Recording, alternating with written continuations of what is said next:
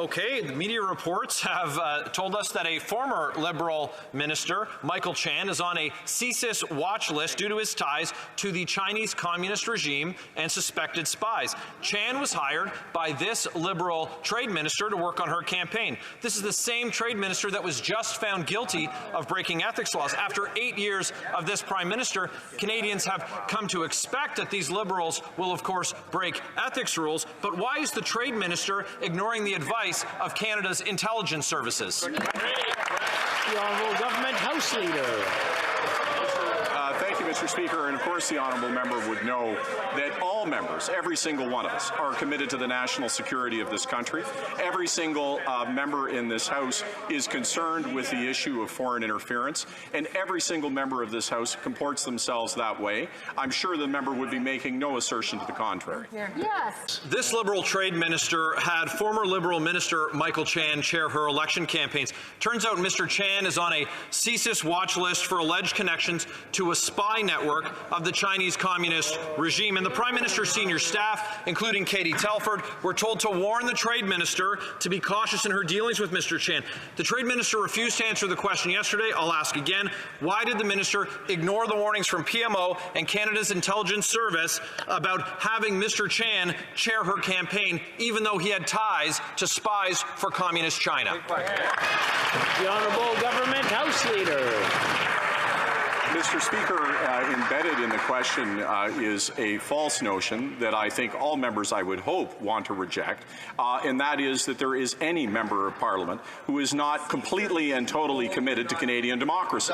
And the idea that there is anybody in this House who would tolerate foreign interference in any form is simply inaccurate and not appropriate to put forward as a supposition. Hear, hear. The Honourable Member for Leeds Grenville, Thousand Islands and Rideau Lakes. Well, obviously some members are more concerned than others, and let's be clear, it's our National Intelligence Service that has alleged that former Liberal Minister Michael Chan has direct connections to a spy network from Communist China. That's why he's on their watch list. He also chaired campaigns for this Liberal trade minister. The Prime Minister was warned about Liberal Minister Michael Chan and was told to warn the trade minister. Who is the Liberal trade minister taking her advice from if she's ignoring the PMO and CSIS? The Honourable Government House Leader.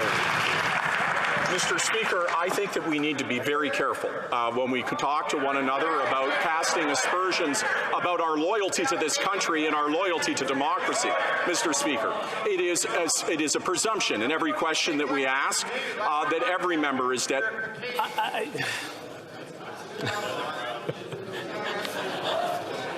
I want to thank all those who went quiet all of a sudden and the person who didn't see me who kept going. But the Honourable Government House Leader from the top, please.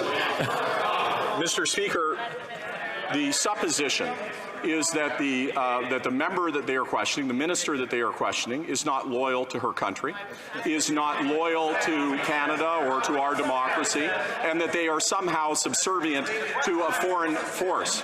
Let me be very clear, and I would not say this to any member on the other side. We may disagree on policy, but to suggest that there is anybody that is not loyal to our democracy, to try to cast aspersions on a member of this place, to say that they do not have at their core interest this country, is unacceptable, Mr. Speaker.